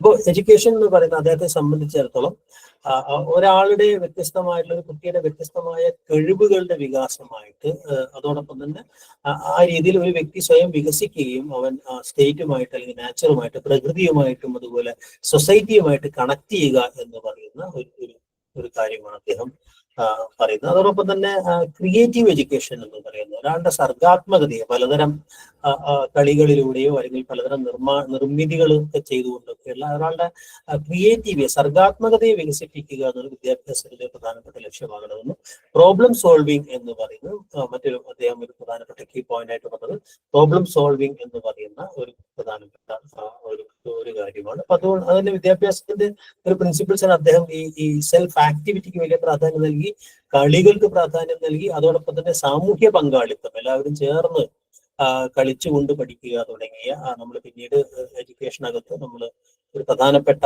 ഒരു ആശയമായിട്ടത് കടന്നു വരുന്നുണ്ട്. നമുക്കറിയാം കൊളാബറേറ്റീവ് എഡ്യൂക്കേഷൻ എന്ന് പറയുന്ന, പാർട്ടിസിപ്പേറ്ററി എഡ്യൂക്കേഷൻ എന്നൊക്കെ പറയുന്ന ആശയങ്ങൾ അങ്ങനെ ഉണ്ടാവുന്നുണ്ട്. അപ്പൊ ആ രീതിയിൽ ഒരു പ്ലേ സ്കൂളിന് പ്രാധാന്യം നൽകുക, place the foundation of learning എന്നാണ് അദ്ദേഹം പറഞ്ഞത്. ഒരു പഠനത്തിന്റെ ഫൗണ്ടേഷൻ എന്ന് പറഞ്ഞ കളിയാണ്, കളിയിലൂടെ പഠിക്കുക എന്ന് പറയുന്ന ഒന്നാണ് അദ്ദേഹത്തിന്റെ പ്രധാനപ്പെട്ട കിൻഡർ ഗാർട്ടൻ എന്നൊക്കെ പറയുന്ന. അപ്പൊ അതുകൊണ്ട് തന്നെ ഒരുപാട് ടോയ്സ് ഒക്കെ വെച്ചുകൊണ്ട് എഡ്യൂക്കേഷണൽ ടോയ്സുകൾ ഉപയോഗിക്കുക, പാട്ടുകൾ അല്ലെങ്കിൽ പ്രത്യേകതരം ഗ്രൂപ്പ് ആക്ടിവിറ്റികൾ കൊണ്ടുവരിക, അങ്ങനെ പലതരം മാനസികവുമായിട്ടുള്ള സർഗാത്മകവും ശാരീരികവുമായ പലതരം വികാസങ്ങൾ സാധ്യമാക്കുന്ന വിദ്യാഭ്യാസത്തെ കുറിച്ചാണ് അദ്ദേഹം പറയുന്നത്. സെൽഫ് റെഗുലേഷൻ അദ്ദേഹം കൂടുതൽ സ്കൂളിങ്ങിനകത്ത് അദ്ദേഹം പ്രാധാന്യം നൽകിയത് ഈ പറയുന്ന സോഷ്യൽ കോപ്പറേഷൻ, സാമൂഹ്യ പങ്കാളിത്തം എന്ന് പറയുന്നത് അല്ലാതെ ഒരു എക്സ്റ്റേണൽ കമ്പൽഷൻ വഴിയല്ല ഉണ്ടാകേണ്ടത്. ടീച്ചർക്ക് അവിടെ അങ്ങനെ ഒരു റോളല്ല ഉണ്ടാകേണ്ടത്, ശിക്ഷകന്റെ റോളല്ല ഉണ്ടാവേണ്ടത് എന്ന് അദ്ദേഹം പറയുന്നുണ്ട്. അപ്പൊ ഒരു തരം ഹോളിസ്റ്റിക് എഡ്യൂക്കേഷൻ അദ്ദേഹം മുന്നോട്ട് വെച്ചത്, സെൽഫ് ഡിസിപ്ലിനാണ് അദ്ദേഹം പ്രാധാന്യം നൽകിയത് തുടങ്ങിയ ചില പ്രധാനപ്പെട്ട ആശയങ്ങൾ ഓർമ്മയുണ്ടാവണം എന്നുണ്ട്. ചോദ്യങ്ങൾ കൂടെ നമുക്ക് നോക്കാം. അദ്ദേഹത്തിന്റെ മെത്തേഡിനെ കുറിച്ചാണ്. What is the core method of learning in problems philosophy എന്നാണ് പറയുന്നത്. നമുക്കറിയാം പ്ലേ ബേസ്ഡ് ആക്ടിവിറ്റി ആണ് അതിന്റെ ഉത്തരം എന്ന് പറയുന്നത്. മറ്റൊക്കെ അദ്ദേഹം എതിരായിരുന്നു. Written examination, memorization, strict lectures എന്നൊക്കെ തുടങ്ങിയ കാര്യങ്ങളായിരുന്നില്ല. പ്ലേ ബേസ്ഡ് ആക്ടിവിറ്റീസ് എന്നുള്ളതാണ് കറക്റ്റ് ആൻസർ എന്ന് പറയുന്നത്. അദ്ദേഹത്തിന്റെ പ്രധാനപ്പെട്ട ലക്ഷ്യം നമ്മൾ നേരത്തെ പറഞ്ഞു കഴിഞ്ഞു. ഈ പറയുന്ന awakening spiritual nature and realizing unity with nature, preparing for military services, memorizing classical texts, imparting religious doctrine. അല്ലെ, അതിനകത്ത് ആൻസർ ഓപ്ഷൻ ബി ആണ് എന്ന് നമുക്ക് അറിയാം. ഓക്കെ, ഓപ്ഷൻ ബി ആണ് awakening spiritual nature and realising unity with nature എന്ന് പറയുന്നത് നമ്മൾ നേരത്തെ പറഞ്ഞു കഴിഞ്ഞൊരു കാര്യമാണ്. ഓക്കെ, ഈ കിൻഡർ ഗാർട്ടൻ എന്ന് പറയുന്ന ഒരു സങ്കല്പം അല്ലെങ്കിൽ അത്തരം ഒരു സവിശേഷമായ സ്കൂളിനകത്ത് ടീച്ചറുടെ റോൾ എന്താണ് എന്ന് ഡിസിപ്ലിനറിയൻ ആയിട്ടാണോ അദ്ദേഹം പറയുന്നത്, ഗൈഡ് ആൻഡ് ഫെസിലിറ്റേറ്റർ ആയിട്ടാണോ, അതോറിറ്റി ആയിട്ടാണോ, ലെക്ചറർ ആയിട്ടാണോ എന്നുള്ളത് ഓപ്ഷൻ ഇവിടെയും ശരി ഉത്തരം എന്ന് പറയുന്ന ഓപ്ഷൻ ബി ആണ് എന്ന് അറിയാം. ഗൈഡ് ആൻഡ് ഫെസിലിറ്റേറ്റർ ആയിട്ടാണ് അദ്ദേഹം മാറേണ്ടത്, അധ്യാപകൻ മാറേണ്ടത്. ഒരു ചിന്തകനെ കൂടെ ഒന്ന് നമുക്ക് സ്പർശിച്ചു പോവാം. ബാക്കിയുള്ളവരെ നമുക്ക് അടുത്ത സെഷനിൽ നമ്മുടെ സമയത്തിന്റെ പ്രശ്നമുണ്ട്. അടുത്ത സെഷനിൽ നമുക്ക് ഡീറ്റെയിൽ ആയിട്ട് പറയാം. സ്പെൻസർ ആണ്, ഹെർബർട്ട് സ്പെൻസർ ആണ് ഇതിനെ തുടർന്ന് വരുന്ന മറ്റൊരു പ്രധാനപ്പെട്ട വിദ്യാഭ്യാസ ചിന്തകൻ എന്ന് പറയുന്നത്. വിദ്യാഭ്യാസത്തെ സംബന്ധിച്ച് ഉള്ള അദ്ദേഹത്തിന് ചില കാഴ്ചപ്പാടുകൾ എന്ന് പറഞ്ഞൊരു വ്യക്തിയെ ഈ പറഞ്ഞതുപോലെ സ്വതന്ത്രനാക്കി മാറ്റുക, അതോടൊപ്പം തന്നെ കംപ്ലീറ്റ് ലിവിങ്ങിന് പ്രാപ്തനമാക്കുക, അയാളെ പ്രിപ്പയർ ചെയ്യുക എന്ന് പറയുന്ന ഒരു ലക്ഷ്യം. അതുകൊണ്ട് തന്നെ പ്രാക്ടിക്കൽ നോളജിന് അദ്ദേഹം പ്രാധാന്യം നൽകി എന്ന് പറഞ്ഞു. അതോടൊപ്പം തന്നെ പ്രായോഗിക വിദ്യാഭ്യാസം അല്ലെങ്കിൽ തൊഴിൽ നൈപുണികളുടെ വികസനം തുടങ്ങിയ ചില കാര്യങ്ങളൊക്കെ അദ്ദേഹത്തിന്റെ സിദ്ധാന്തത്തിനകത്ത് പ്രധാനപ്പെട്ട കാര്യമാണ്. ഇതിന് മുമ്പുണ്ടായിരുന്ന ഫിലോസഫേഴ്സ് ഒക്കെ മിക്കവാറും വാല്യൂ ബേസ്ഡ് എഡ്യൂക്കേഷനെ കുറിച്ചും ആർട്ട് എഡ്യൂക്കേഷനെ കുറിച്ചും അല്ലെങ്കിൽ ഈ പറയുന്ന ഇമോഷണൽ ആയിട്ടുള്ള അത്തരം വിദ്യാഭ്യാസത്തെ കുറിച്ചൊക്കെയാണ് പറഞ്ഞെങ്കിൽ സയൻസുമായി ബന്ധപ്പെട്ട കാര്യങ്ങളാണ്, അല്ലെങ്കിൽ അത്തരം ഒരു വിദ്യാഭ്യാസത്തെ കുറിച്ചുള്ള സയന്റിഫിക് നോളജ് അല്ലെങ്കിൽ പ്രാക്ടീസസ് തുടങ്ങിയ ചില കാര്യങ്ങളാണ് അദ്ദേഹം സ്പെൻസർ പ്രാധാന്യം നൽകിയത് എന്നുള്ളത് ഒരു വിദ്യാഭ്യാസ ചിന്തകൻ എന്ന രീതിയിൽ അദ്ദേഹത്തെ പ്രധാനമായിട്ടും വ്യത്യസ്തമാക്കുന്നത്. അദ്ദേഹത്തിന്റെ പ്രധാനപ്പെട്ട ഒരു വിദ്യാഭ്യാസത്തിന്റെ ലക്ഷ്യം എന്ന് പറയുന്നത് അദ്ദേഹം മുന്നോട്ട് വയ്ക്കുന്നതിന് ഒരു നല്ല സിറ്റിസൺഷിപ്പ് എന്ന് പറയുന്നത് ഒരു ഉത്തരവാദിത്തമുള്ള ഒരു സിറ്റിസൺ ആയി മാറുക എന്ന രീതിയിൽ ഈ പറയുന്ന വിദ്യാഭ്യാസത്തിലൂടെ വലിയ ഏണിങ്ങുകളൊക്കെ നേടിക്കൊണ്ട് സ്റ്റേറ്റിനെയും ഫാമിലിയെയും ഒക്കെ പ്രൊട്ടക്ട് ചെയ്യുന്ന ഒരു വിദ്യാഭ്യാസമാണ് ഉണ്ടാകേണ്ടത് എന്ന് പറഞ്ഞ ആളായിരുന്നു സ്പെൻസർ. ഓക്കെ, അദ്ദേഹത്തിന്റെ ഒരു കരിക്കുലത്തിനകത്ത് അദ്ദേഹം കൂടുതൽ പ്രാധാന്യം നൽകിയത് ഞാൻ നേരത്തെ പറഞ്ഞതുപോലുള്ള ഈ പ്രായോഗിക കാര്യങ്ങൾക്കും അല്ലെങ്കിൽ പ്രാക്ടിക്കൽസിനും അതോടൊപ്പം തന്നെ ലൈഫ് റിലേറ്റഡ് ആയിട്ടുള്ള ജീവിതത്തിന് ഉപയോഗമുള്ള വിഷയങ്ങൾക്കാണ് ഉണ്ടായിരുന്നത്. അതുകൊണ്ട് തന്നെ ആർട്ടും ഹ്യൂമാനിറ്റീസ് പോലുള്ള വിഷയങ്ങൾ സെക്കൻഡറി ആയിരുന്നു. പ്രായോഗിക ജീവിതത്തിന് ആവശ്യമായ വിദ്യാഭ്യാസത്തിന് പ്രാധാന്യം നൽകുക എന്നതായിരുന്നു അദ്ദേഹത്തിന്റെ. സയൻസാണ് അദ്ദേഹത്തിന്റെ പ്രയോറിറ്റി ഉണ്ടായിരുന്ന പ്രധാനപ്പെട്ട കാര്യം എന്ന് പറയും. അതോടൊപ്പം തന്നെ അദ്ദേഹത്തിന്റെ മെത്തഡോളജി എന്ന് പറയുന്നത് നമ്മൾ നേരത്തെ പറഞ്ഞതുപോലെ known to unknown, easy to difficult, known to unknown, concrete to abstract എന്നൊക്കെ പറയുന്ന രീതിയിലുള്ള വിദ്യാഭ്യാസ രീതിയാണ് അദ്ദേഹം മുന്നോട്ട് വെച്ചത്. ഓക്കെ, എനിക്ക് തോന്നുന്നത് നിർത്താൻ തോന്നുന്നു.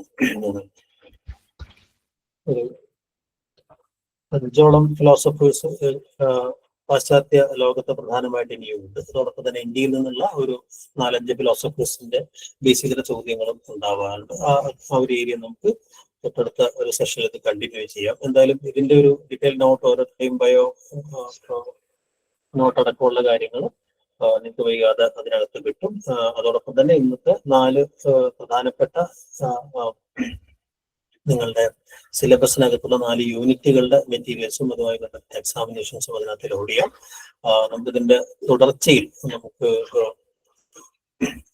അടുത്ത ദിവസം നമുക്ക് രീതിശാസ്ത്രവുമായി ബന്ധപ്പെട്ട് അതോടൊപ്പം തന്നെ മനഃശാസ്ത്രവും വിദ്യാഭ്യാസവും തമ്മിലുള്ള ബന്ധവുമായി ബന്ധപ്പെട്ട ചില കാര്യങ്ങൾ, അതുപോലെ തന്നെ ബ്ലൂംസ് ടാക്സോണമി പോലുള്ള ചില മേഖലകൾ ചോദിക്കാറുണ്ട്. അപ്പൊ ആ രീതിയിലുള്ള പെഡഗോജിയുമായി ബന്ധപ്പെട്ട ചില അടുത്ത 3 യൂണിറ്റുകളാണ് നമ്മൾ അടുത്ത ക്ലാസ്സിൽ നമ്മൾ ഡിസ്കസ് ചെയ്യുന്നത്. അങ്ങനെ 3 ക്ലാസ്സുകളിലായിട്ടാണ് നമ്മൾ ഈ പറയുന്ന ആ ഒരു പോർഷൻ നമ്മൾ തീർക്കുന്നത്. നമ്മുടെ ടീച്ചിങ് മെത്തഡോളജി എന്ന് പറയുന്ന പോർഷൻ അത് നമുക്ക് അടുത്ത 3 ദിവസങ്ങളിൽ തീർക്കണം എന്നാണ് വിചാരിക്കുന്നത്. ഓക്കെ, അപ്പൊ എന്തായാലും നിങ്ങൾ നിങ്ങളുടെ സൈറ്റിലേക്ക് ആ മെറ്റീരിയൽസ് വൈകാതെ ലോഡ് ചെയ്യാം. നിങ്ങൾക്ക് ഇന്ന് രാത്രിയോ അല്ലെങ്കിൽ നാളെയോ ഇരുന്നിട്ടത് പരമാവധി നിങ്ങൾ വായിച്ചു നോക്കുക. അതിനുശേഷം അതിനെ ബേസ് ചെയ്തിട്ടുള്ള 50 ചോദ്യങ്ങളുടെ നമ്മളിപ്പോ എടുത്തിട്ട ഏരിയയിൽ 50 ചോദ്യങ്ങളുടെ ഒരു പരീക്ഷയും ഉണ്ടാവും. ആ പരീക്ഷയിൽ നിങ്ങൾ അറ്റൻഡ് ചെയ്യുക. അപ്പൊ അതോടുകൂടി നമുക്ക് ഓരോ മോഡ്യൂളിന്റെയും ഓരോ യൂണിറ്റിന്റെയും കൂടെ 5-6 ചോദ്യങ്ങൾ ഉണ്ടായിരിക്കും. അതിന്റെ ഒരു എക്സ്പ്ലനേറ്ററി നോട്ടോട് കൂടിയിട്ടുള്ള ചോദ്യങ്ങൾ ഉണ്ടായിരിക്കും. അതിനുശേഷം അതിൻ്റെ ഒരു പരീക്ഷ കൂടെ നടത്തുക എന്നുള്ള രീതിയിലാണ് നമ്മൾ എല്ലാ യൂണിറ്റുകളും സ്കീം ചെയ്തിരിക്കുന്നത്.